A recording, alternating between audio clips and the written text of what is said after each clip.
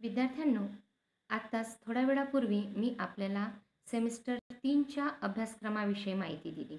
हा जो अभ्यासक्रम आहे, हा अभ्यासक्रम आपण अभ्यासत असताना त्या अभ्यासक्रमाच्या प्रश्नपत्रिकेचे स्वरूपसुद्धा समजून घेणे अत्यंत आवश्यक असते. जेव्हापर्यंत तुम्हाला प्रश्नपत्रिकेचे स्वरूप समजणार नाही, तेव्हापर्यंत तुम्ही परीक्षेमध्ये चांगले मार्क्स मिळवू शकणार नाही. मी तुम्हाला सांगितल्या पद्धतीने unit first, unit second, unit third आणि युनिट फोर्थ असे तुम्हाला 4 युनिट असणार आहेत आणि या 4 युनिटवरती तुमची प्रश्नपत्रिका आधारित असणार आहे. तुमचे युनिट 4 आहेत, परंतु तुमच्या प्रश्नपत्रिकेमध्ये एकूण प्रश्न 5 प्रश्न विचारलेले आहेत. प्रश्नपत्रिकेच्या स्वरूपामध्ये तुम्हाला सर्वात आधी हे समजणं गरजेचे आहे की तुमची प्रश्नपत्रिका जी आहे ही 4 युनिटवरती आधारित असून ती 3 तासामध्ये तुम्हाला त्याचे उत्तरे लिहावयाचे आहेत. तुमची प्रश्नपत्रिका ही 3 तासाकरिताची आहे आणि 80 मार्काची आहे. मग आता हे 80 मार्क्स कोणत्या कोणत्या युनिटवरती कसे कसे विभागले गेले आहेत हे सर्वात आधी आपण समजून घेऊया. गतवर्षीप्रमाणे तुम्हाला यावर्षी सुद्धा युनिट फर्स्टमध्ये 4 चॅप्टर आहेत. युनिट फर्स्टमध्ये तुम्हाला जातक कथा ग्रंथातील 4 जातक कथांचा अभ्यास करावायचा आहे, ज्याच्यामध्ये सिंहचम्म जातक कथा, राजोवाद जातक कथा, सस जातक कथा आणि गिज्ज जातक कथा ह्या 4 जातक कथा आहेत. आणि तुमचा प्रश्न पहिला अ आणि प्रश्न पहिला ब हे दोन्ही प्रश्न तुमचे पहिल्याच युनिटवरती आधारित आहेत. मग आता आपण हे बघूयात की तुमच्या ह्या ज्या 4 जातक कथा आहेत, ह्या 4 जातक कथांवरती प्रश्न पहिला कशा पद्धतीने विभागलेला आहे. बघा, प्रश्न पहिला अ मध्ये तुम्हाला भाषांतरासाठीचा प्रश्न असणार आहे. तुम्हाला कोणत्याही 2 जातक कथेमधला प्रश्न असणार आहे. म्हणजे एक पॅरेग्राफ एका जातक कथेमधला त्याला ऑर करून दुसरा पॅरेग्राफ हा दुसऱ्या जातक कथेमधला असणार आहे. ह्या 2 पॅरेग्राफपैकी तुम्हाला जो आवडेल आणि तुम्हाला जो सोपा वाटणार, तुम्ही जो अभ्यासलेला आहे आणि तुम्हाला ज्या प्रश्नाचे उत्तर लिहिणे सोपे वाटते त्या प्रश्नाचे उत्तर तुम्ही लिहावयाचे आहे. 2 पैकी कोणत्याही एका जातक कथेवरती तुम्हाला प्रश्न विचारला जाणार आहे. जो पॅरेग्राफ तुमचा टोटली पालीमध्ये राहणार आहे आणि त्याचे भाषांतर तुम्हाला मराठीमध्ये लिहावयाचे आहे. अशा पद्धतीने तुमचा प्रश्न पहिला अ गद्याचे भाषांतर करा 2 पैकी कोणताही एक हा प्रश्न तुम्हाला राहणार आहे एकूण 10 मार्कासाठी. म्हणजे मी तुम्हाला मगाशी जे सांगितले होते की तुमचा पहिला युनिट हा 16 अधिक 4 बरोबर 20 मार्कासाठी आहे. तर याच्यापैकी फक्त 16 मार्क लक्षामध्ये घ्या. त्या 16 मार्कांपैकी प्रश्न पहिला अ संदर्भ भाषांतर करा हा जो प्रश्न आहे, हा प्रश्न तुम्हाला राहणार आहे ऑरमध्ये 10 मार्कांसाठी. म्हणजे 16 पैकी 10 मार्क्स तुमचे कुठे आले? प्रश्न पहिला अ मध्ये. आता बघा, प्रश्न पहिला ब जो आहे, हा प्रश्न पहिला ब जो असणार आहे, हा असणार आहे तुमचा टोटली 6 मार्कासाठी. इथे पण तुम्हाला ऑरमध्ये प्रश्न विचारलेला आहे.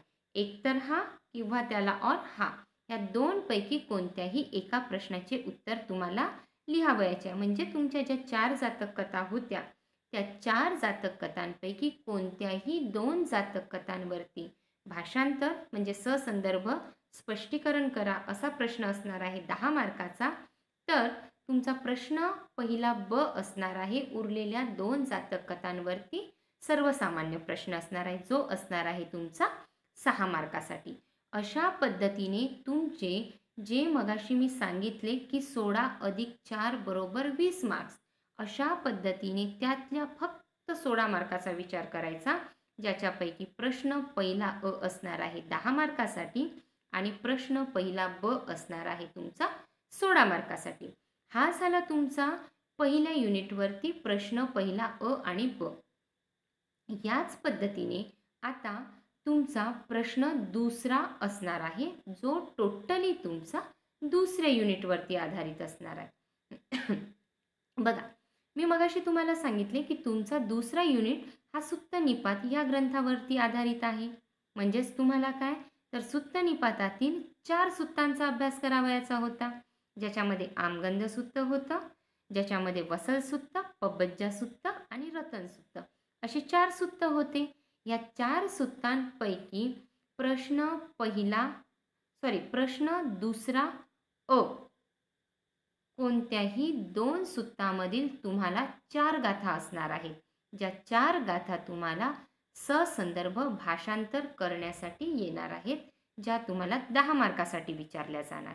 याच्यामध्ये कसं असणार आहे, समजा उदाहरणामध्ये जर आपण बघितलं, आमगंध सुत्तातील 4 गाथा जर आल्या तर त्याला और तुम्हाला वसल सुत्तातील 4 गाथा राहणार आहेत. या 4 गाथेपैकी एक तर वरच्या 4 गाथांचा ग्रुप तुम्हाला लिहायचा आहे किंवा खालच्या 4 गाथांच्या ग्रुपचं तुम्हाला भाषांतर लिहायचं आहे. इथे अशी चुकी करायची नाही की वरच्या 4 गाथांपैकी 2 गाथा येतात म्हणून तिथल्या 2 लिहिणार आणि खालच्या ग्रुपमधल्या तुम्हाला 2 गाथा येतात म्हणून तुम्ही तिथल्या 2 लिहिणार. असं जर लिहिलं तर तुमच्या एकतर पहिल्या ग्रुपमधल्या ज्या गाथांचं भाषांतर तुम्ही लिहिलं त्याचे मार्क्स मिळणार, दुसऱ्या ग्रुपमधल्या भाषांतराचे मार्क्स तुम्हाला मिळणार नाही.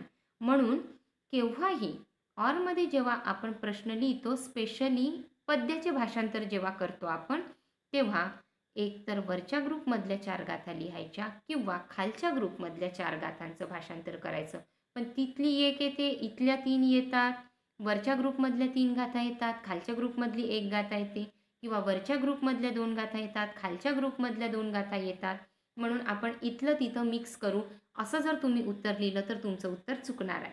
म्हणून लक्षात ठेवायचे की पद्याचे भाषांतर करताना प्रश्न दुसऱ्या अ साठी एक तर वरच्या ग्रुपमधल्या 4ही गाथा लिहायच्या किंवा खालच्या ग्रुपमधल्या 4ही गाथांचं भाषांतर करायचं. अशा पद्धतीने तुमचं युनिट सेकंड, जो टोटली तुम्हाला सेकंड अ आणि ब म्हणजेच प्रश्न दुसरा अ आणि ब साठीच तुम्हाला प्रश्न विचारले जाणार, ते पूर्णतः तुमच्या दुसऱ्या युनिटवरती आधारित असणार आहे. आणि आपला दुसरा युनिट आहे सुत्त निपात ग्रंथावरती. म्हणजेच काय तर तुम्हाला आमगंध सुत्त, वसल सुत्त, पब्बज्जा सुत्त आणि रतन सुत्त या 4 सुत्तांवरती तुमचा प्रश्न दुसरा अ आणि ब असणार आहे. जसं पहिल्या युनिटमध्ये प्रश्न पहिला अ गद्याचे ससंदर्भ भाषांतर करा, तसंच तुमचं दुसऱ्या युनिटमध्ये प्रश्न दुसरा अ पद्याचे ससंदर्भ भाषांतर करा. मार्क्स सारखेच, म्हणजे वरतीही 10 मार्क्स आणि खालीही 10 मार्क्स.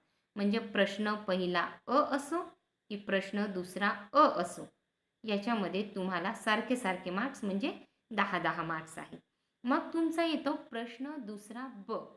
जसं वरती तुम्हाला फर्स्ट युनिटमध्ये प्रश्न पहिला ब होता, सर्वसामान्य प्रश्न. असंच इथे दुसऱ्या युनिटवरती तुम्हाला पद्यावरील सर्वसामान्य प्रश्न विचारला जाणार. तो सुद्धा तुम्हाला ऑरमध्ये असेल आणि त्याला तुम्हाला एकूण 6 गुण असणार आहेत. अशा पद्धतीने तुमच्या दुसऱ्या युनिटमध्ये प्रश्न दुसरा अ पद्याचे ससंदर्भ भाषांतर करा, 4 गाथा आणि त्याला और 4 गाथा असं तुम्हाला विचारल्या जाणार आहे 10 मार्कासाठी. प्रश्न दुसरा ब पद्यावरील सर्वसामान्य प्रश्न, तो सुद्धा ऑरमध्ये राहणार आहे आणि त्याला तुम्हाला एकूण मार्क्स आहेत 6 मार्क्स.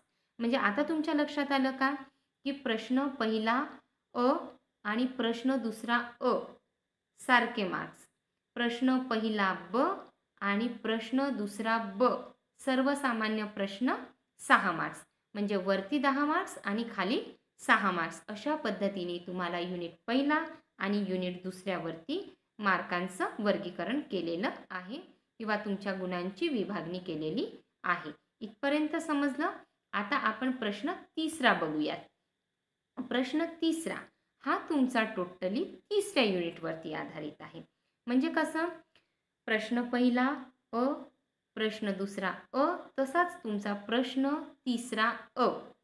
जसा तुमचा प्रश्न पहिला ब, प्रश्न दुसरा ब, तसंच तुमचं प्रश्न तिसरा ब राहणार आहे.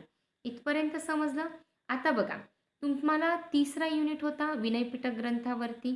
याच्यामध्ये तुम्हाला धम्मचक्क प्रबोधन सुत्त, पंचभेषज कथा, राहुल वत्तू आणि बोधी कथा या 4 कथांचा अभ्यास करावयाचा होता. या 4 कथांचा अभ्यास करत असताना तुम्हाला प्रश्न तिसरा अ, गद्याचे भाषांतर करा. गद्याचे सर्व संदर्भासह भाषांतर करा. तुम्हाला हा प्रश्न सुद्धा ऑर मध्ये दिलेला असेल, जो 10 मार्कासाठी असेल. म्हणजेच तुमच्या 4 कथांपैकी, विनय पिटक ग्रंथातील 4 कथांपैकी 2 कथा तुम्हाला ह्या ससंदर्भ भाषांतरासाठी असणार आहे आणि उरलेल्या 2 कथांवरती तुम्हाला प्रश्न तिसऱ्या ब मध्ये 6 मार्कासाठी सर्वसामान्य प्रश्न विचारल्या जाणार आहे. जसं की समजा आपण विचार केलं प्रश्न तिसऱ्या बचं, तुम्हाला प्रश्न पहिल्या अ मध्ये काय आलं, धम्मचक्क प्रबोधन सुत्ताचे भाषांतर करायचे आहे किंवा पंचभेषज कथेतील एखाद्या पॅरेग्राफचे भाषांतर करायचे आहे. तुम्ही ह्या 2 पैकी कोणते एकाचे जे तुम्हाला सोपं वाटते त्याचे तुम्ही भाषांतर केले. तो झाला तुमचा 10 मार्काचा प्रश्न. आता तुम्हाला येतो प्रश्न तिसरा ब, सर्वसामान्य प्रश्न, जो 6 मार्काचा आहे. इथे कसं असणार आहे मग, तुम्हाला वरती झालेले प्रश्न मध्ये झालेल्या प्रश्नाला इथे रिपीट केल्या जाणार नाही. इथे मग तुम्हाला प्रश्न विचारला जाणार आहे, राहुल वत्तूचा सारांश लिहून बोध स्पष्ट करा किंवा बोधिकथेचा सारांश लिहून बोध स्पष्ट करा. अशा पद्धतीचा तुम्हाला ऑर मध्ये प्रश्न विचारला जाणार आहे, जो असणार आहे तुमचा 6 मार्कासाठी. आता बघा, प्रश्न तिसरा अ आणि ब झाला. आता बघूया आपण प्रश्न चौथा. प्रश्न चौथा जो असणार आहे तो टोटली तुम्हाला व्याकरणावरती आधारित आहे. मी तुम्हाला सांगितले की भिक्षू डॉक्टर धर्मरक्षित यांनी लिहिलेल्या व्याकरणाच्या पुस्तकामधील तुम्हाला प्रकरण 14 ते 20 मध्ये तुम्हाला अभ्यासावयाचे आहे. 14 ते 20 प्रकरणे जे आहेत याच्यामध्ये तुम्हाला गुणांची वर्गवारी करताना कशा पद्धतीने करण्यात आलेली आहे, तर तुमचा प्रश्न चौथा अ जो आहे, हा प्रश्न चौथा अ राहणार आहे तुम्हाला विभक्ती प्रत्यय लिहिण्यासाठी. याच्यामध्ये तुम्हाला 1, 2, 3 असा ऑप्शन दिला जाणार आहे आणि या ऑप्शनमध्ये कसं राहणार आहे, तर तुम्हाला 3 विभक्ती प्रत्यय दिले जाणार आहेत, 3 विभक्ती धातू दिले जाणार आहेत आणि त्याचे तुम्हाला विभक्ती प्रत्यय लिहायचे आहे. अशा पद्धतीने तुम्हाला एकूण 4 मार्कासाठी तुम्हाला प्रश्न चौथा अ विचारला जाणार आहे. त्याच्यानंतर तुम्हाला प्रश्न चौथा ब जो असणार आहे हा सुद्धा आहे 4 मार्कासाठी. इथे तुम्हाला वर्तमान काळातील धातूचे रूपांविषयी माहिती लिहायची आहे. तुम्हाला प्रश्न विचारले जाणार, एक धातू दिला जाणार आणि त्याचे तुम्हाला वर्तमान काळामध्ये रूपांतर करा म्हटल्या जाणार आहे. अशाच पद्धतीने तुम्हाला तिथे 1, 2, 3, 4 असे पर्याय असणार आहेत आणि त्याच्यामधून तुम्हाला वर्तमान काळातील धातूची रूपे लिहावयाची आहे. मग तुमचा येतो प्रश्न चौथा क. प्रश्न चौथा क सुद्धा तुम्हाला असणार आहे 4 मार्कासाठी आणि हा 4 मार्कासाठी असतानाचा कसा आहे, पालीचे मराठीत भाषांतर करा. 4 मार्क्स. 4 वाक्य दिले जाणार. कोणत्या भाषेमध्ये? पाली भाषेमध्ये. ते तुम्हाला कशामध्ये भाषांतरित करायचे? मराठीमध्ये. असा झाला तुमचा प्रश्न चौथा क, पालीचे मराठीत भाषांतर करा, एकूण 4 मार्क्स. मग तुमचा येतो प्रश्न चौथा ड. प्रश्न चौथ्या ड मध्ये तुम्हाला असणार आहे मराठीचे पालीत भाषांतर करा. मार्क्स एकूण 4. 4 वाक्य दिले जाणार आणि 4 वाक्यांचे तुम्हाला मराठी वाक्यांचे पालीमध्ये भाषांतर करावायचे आहे. असं झालं तुमचा प्रश्न चौथा अ 4 मार्क्स, प्रश्न चौथा ब 4 मार्क्स, प्रश्न चौथा क 4 मार्क्स आणि प्रश्न चौथा ड 4 मार्क्स. म्हणजे 4 चोक 16 मार्क्स झाले तुमचे. अशा पद्धतीने तुमचे अ ब क ड 4 4 4 4 असं झाले तुमचे 16 मार्क्स. आता बघा, युनिट पहिला एकूण अ आणि ब मिळून 16 मार्क्स. युनिट दुसरा अ आणि ब मिळून एकूण झाले तुमचे 16 मार्क्स. युनिट तिसरा अ आणि ब मिळून झाले तुमचे 16 मार्क्स. युनिट चौथा अ ब क ड प्रत्येकी 4 प्रमाणे झाले तुमचे 16. म्हणजेच काय, unit first, unit second, unit third आणि युनिट फोर्थ. याच्यावरती तुम्हाला झालेले आहेत एकूण 16 16 16 16.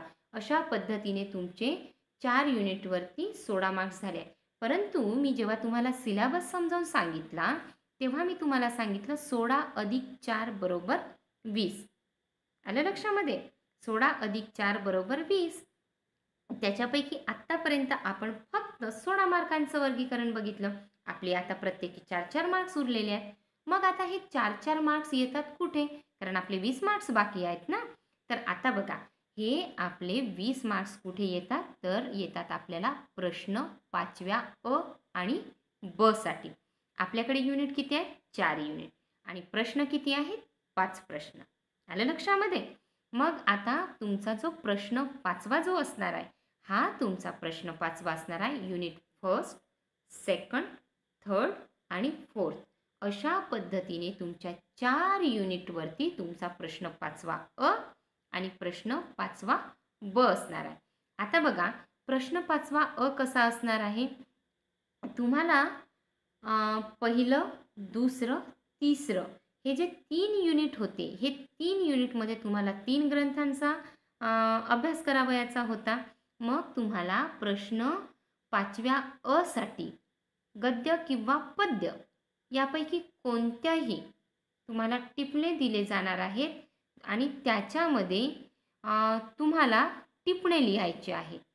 3 किंवा 4 तुम्हाला टिपणे दिले जाणार आहेत आणि याच्यापैकी तुम्हाला कोणत्याही 2चे टिपणे लिहायचे आहेत. 2वर आधारित माहिती लिहावयाची आहे, जी तुम्हाला 6 मार्कासाठी असणार आहे. कितीपैकी? 3 किंवा 4 पैकी फक्त 2वर लिहायचे आहे. म्हणजेच कसं? प्रश्न 5वा अ कोणत्याही 2वर टिपणे लिहा आणि त्याच्यामध्ये तुम्हाला 4 ऑप्शन दिले जाणार आहेत. कोणत्याही 2वर लिहा म्हणजे एक किती मार्काचा झाला? 3 मार्काचा झाला.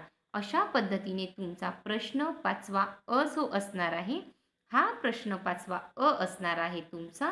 कोणत्याही 2वर टिपणे लिहा. तुम्हाला एकूण मार्क्स असणार आहेत 6, म्हणजेच प्रत्येकी झाले तुमचे 3-3 मार्क्स. आलं लक्षामध्ये? म्हणजेच काय, आपल्या उरलेल्या 20 मार्कांपैकी 6 मार्क्स आपले इकडे गेले आहे की नाही. मग आता उरले किती आपले? एकूण 10 मार्क्स उरले आहेत. बरोबर आहे? सॉरी, 16 मार्क्स उरले होते. 16 मार्क्सपैकी आपले 6 मार्क्स गेले आहेत प्रश्न 5व्या अ साठी. टिपणे लिहा, 2 टिपणे, प्रत्येकी 3 मार्क्स. अशा पद्धतीने आपण प्रश्न 5वा अ झाला आपला. आता येतो आपला प्रश्न 5वा ब. या प्रश्न 5व्या ब मध्ये काय असणार आहे? तुम्हाला 1-1 मार्काचे बहुपर्यायी उत्तरे असणार आहेत, जे तुम्हाला लिहावयाची आहेत. याच्यामध्ये कसं असणार आहे? एक प्रश्न विचारला जाणार आहे. जसं उदाहरणासाठी जर घ्यायचं म्हटलं आपण, तर याच्यामध्ये तुम्हाला कसं असणार आहे? स्वतःच्या शरीराचे दान कोणी केले? असा जर प्रश्न आला तर त्याच्यामध्ये तुम्हाला उत्तर असणार आहे सशाने, गिधडाने, पाणमांजराने किंवा माकडाने. असे 4 पर्याय असणार आहेत आणि या 4 पर्यायांपैकी तुम्हाला एक उत्तर जे बरोबर आहे ते उत्तर लिहायचं आहे. हा प्रश्न मी जो केला होता, हा होता आपला ससजातक कथेमधला. मग तुम्ही याचं उत्तर कसं लिहिणार? की ससजातक सस किंवा ससा असा जो पर्याय असणार आहे, त्या पर्यायाचं तुम्ही तिथे क्रमांक लिहायचं आणि ते नाव लिहायचं आहे. अशा पद्धतीने तुम्हाला युनिट फर्स्ट पासून तर युनिट फोर्थ पर्यंत, ज्याच्यामध्ये तुम्हाला व्याकरणाचा पण समावेश असणार आहे, अशा पद्धतीने तुम्हाला 10 प्रश्न 10 मार्कांसाठी विचारले जाणार आहे, ज्याच्यामध्ये तुम्हाला 4 पर्याय असणार आहेत. तर अशा पद्धतीने मी आतापर्यंत तुम्हाला जे समजावून सांगितलं त्याच्यामध्ये सरळ सरळ कसं होतं? पहिल्या युनिटवरती तुम्हाला प्रश्न पहिला असणार आहे अ आणि ब. आलं लक्षामध्ये? जे असणार आहे तुम्हाला एकूण 16 मार्काचं. म्हणजेच याच्यामध्ये तुम्हाला होते 20 मार्क्स, त्याच्यातले उरले तुमचे 4 मार्क्स. त्याच्यानंतर तुमचं युनिट सेकंड जे होतं एकूण होतं 20 मार्काचं. त्याच्यापैकी तुम्हाला प्रश्न दुसरा अ आणि दुसरा ब हे झाले एकूण 16 मार्काचे प्रश्न. त्याच्यातले उरले तुमचे 4 मार्क्स. त्याच्यानंतर मग आपलं होतं युनिट तिसरं. अ आणि ब. इथे सुद्धा आले तुमचे 16 मार्क्स, त्याच्यातले उरले तुमचे 4 मार्क्स. आणि तुमचा प्रश्न चौथा जो होता तो होता टोटली व्याकरणावरती आणि त्याच्यामध्ये 4 4 4 4 अ ब क ड अशा पद्धतीने तुमचे 4 16 मार्क्स झाले. तिथले पण तुमचे 4 मार्क्स उरले. म्हणजे 4 16 मार्क्स तुमचे प्रश्न 5व्यासाठी जे उरले होते त्याच्यामध्ये तुम्हाला युनिट फर्स्टपासून तर युनिट फोर्थपर्यंत तुम्हाला अ आणि ब प्रश्न 5वा अ आणि ब मध्ये तुम्हाला 16 मार्गाचं वर्गीकरण करून देण्यात आलेलं आहे. ज्याच्यामध्ये प्रश्न 5वा अ 2 टिपणे लिहायचे आहेत. 4 पैकी कोणतेही 2 टिपणे लिहायचे आहेत जे असणार आहेत तुम्हाला 6 मार्कासाठी. आणि प्रश्न 5वा ब ज्याच्यामध्ये तुम्हाला 10 बहुपर्यायी प्रश्न असणार आहेत आणि त्या 10ही प्रश्नांचे तुम्हाला उत्तरे लिहावयाचे आहेत. अशा पद्धतीने आपण BA भाग 2 सेमिस्टर 3चा सिलेबस समजून घेतला आणि सिलेबस सोबतच आपण त्याची प्रश्नपत्रिका पण समजून घेतली आहे. याच्यानंतरच्या PPTमध्ये आपण आता सिलेबसला सुरुवात करणार आहोत. तुम्ही सर्वात आधी सिलेबस समजून घ्या आणि प्रश्नपत्रिकेचे स्वरूप समजून घ्या. नंतरच्या व्हिडिओमध्ये मी तुम्हाला अभ्यासक्रमावरती आधारित व्हिडिओ देणार आहे आणि त्याची माहिती देणार आहे. सोबतच मी तुम्हाला जी जातक कथा शिकवेल किंवा मी जे काही तुम्हाला अभ्यासक्रम शिकवेल त्या अभ्यासक्रमाचे नोट्ससुद्धा मी तुम्हाला सोबतच प्रोव्हाइड करणार आहे. ओके, ठीक आहे. मग एवढं समजून घ्या आणि याच्यानंतरचा आपण पुढच्या व्हिडिओमध्ये बघूयात. थँक्यू.